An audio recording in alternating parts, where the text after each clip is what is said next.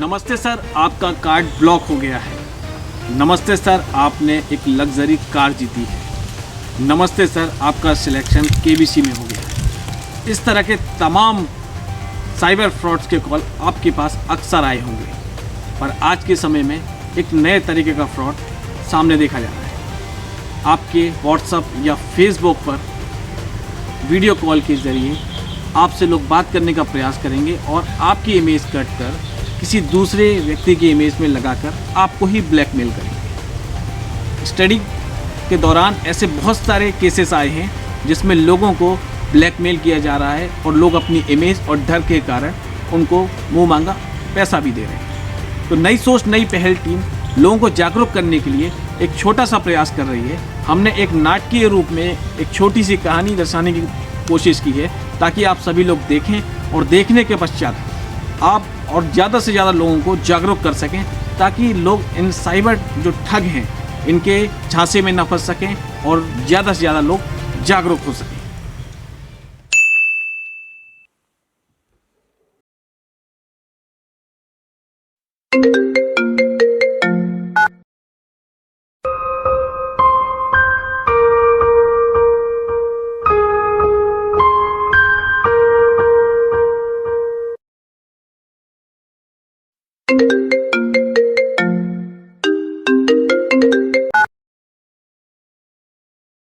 Hello, ले लिए मजे? कौन? व्हाट्सअप चेक कर, कुछ भेजा है तेरे लिए।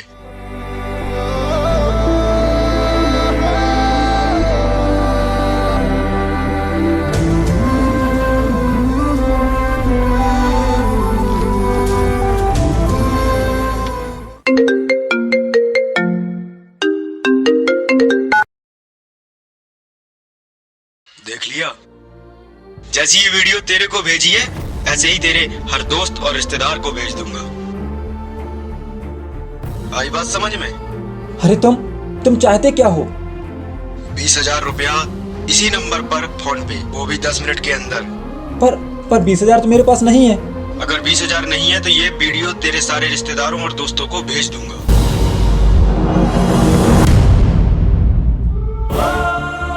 10 मिनट के अंदर पैसे का इंतजाम हो जाना चाहिए, समझा? देखो, प्लीज ये वीडियो किसी को मत भेजना। मैं करता हूँ थोड़ी देर में।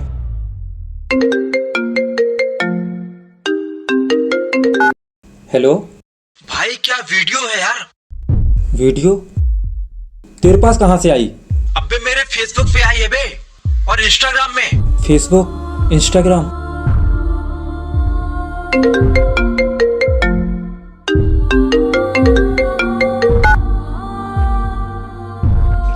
ये वीडियो सिर्फ 3 लोगों को भेजी है और अभी धीरे धीरे 300 लोगों तक पहुंच जाएगी। आई बात समझ में? अगर ये वीडियो सबके पास पहुंची तो लोग क्या कहेंगे मेरे बारे में, और बहुत गलत हो जाएगा, बहुत गलत हो जाएगा। मैं तो मुंह दिखाने लायक भी नहीं बचूंगा। देख, हमें पता है तू परेशान है, और अगर तू ऐसी परेशानी में सुसाइड की सोचेगा या फिर तू उनको पैसे दे देगा तो ऐसे नहीं चलेगा भाई। ठीक, मैं जानता हूँ ये साइबर क्राइम है। ऐसे लोग हैं जो अश्लील वीडियो बनाकर लोगों को ब्लैकमेल करते हैं, कई लोगों को, और लोग डर जाते हैं, पैसे दे देते हैं या फिर सुसाइड कर लेते हैं। भाई मैं जानता हूँ ये क्राइम है और इसकी जाँच के लिए हमें पुलिस तक जाना होगा, तो इसकी रिपोर्ट पुलिस तक दर्ज करा। और तू याद रख, इस चीज़ की जानकारी गोपनीय रखी जाती है, तेरा नाम भी कहीं नहीं आएगा। लेकिन अगर हम लोग डर जाएंगे तो दिक्कत होगी, तो हमें इस पूरे मामले की जानकारी पुलिस तक पहुंचानी होगी। ठीक है? ठीक है। इस कहानी में आपने देखा होगा किस तरीके से ये साइबर ठग आपको अपना शिकार बना सकते हैं। तो अगर आपके और आपके जान परिचित में किसी भी व्यक्ति के साथ अगर ऐसा होता है तो परेशान होने की ज़रूरत नहीं है। आप साइबर सेल जाकर इसकी शिकायत कर सकते हैं और उच्च अधिकारियों से इस पूरी वाक़या को बता सकते हैं। साइबर क्राइम जो है ये मॉडर्न क्राइम है और ये आगे आने वाले समय में और भी बढ़ने की आशंका है। इसके लिए सभी लोगों को सतर्क रहने की बहुत ज़रूरत है। और आजकल यूथ से लेके और बड़ी उम्र तक के सभी लोग, पुरुष स्त्री सभी लोग जो हैं वो मोबाइल का यूज़ कर रहे हैं और सोशल नेटवर्किंग का यूज़ कर रहे हैं, जिसके लेके कई समस्याएं हो सकती हैं जो हम लोग अनजाने में कर सकते हैं। तो उसके लिए सतर्क रहने की बहुत आवश्यकता है। इसमें कुछ बेसिक चीज़ों का अगर हम ध्यान रखेंगे तो जो आने वाले खतरे हैं या साइबर क्राइम से जो कोई समस्याएं हैं उनसे हम बच सकते हैं। कुछ महत्वपूर्ण चीज़ों को मैं आप लोगों से साझा करना चाहूँगी।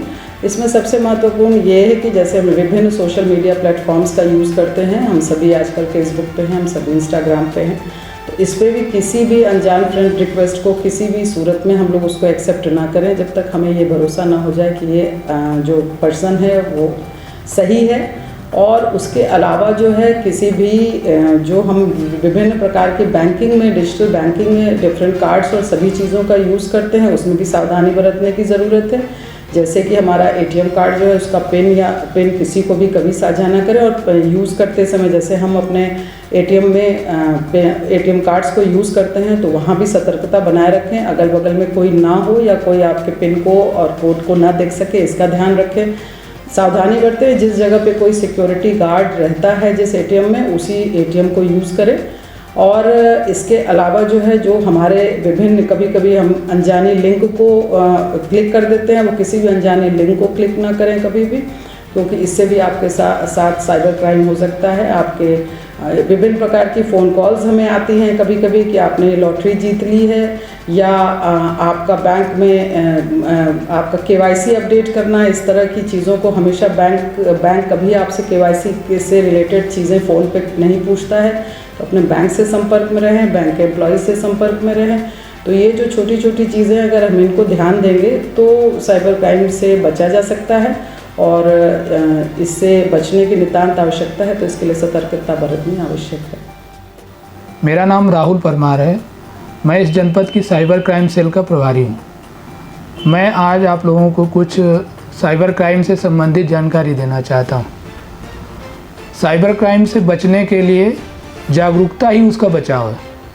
तो सबसे पहले तो आप लोगों को करना क्या है, किसी भी अनजान लिंक पे क्लिक नहीं करना, किसी भी अनजान कॉल पे को रिसीव नहीं करना, और किसी भी लॉटरी या हनी ट्रैप होता है, हनी ट्रैप एक तरह का अपराध है जो अब बहुतायत में हो रहा है।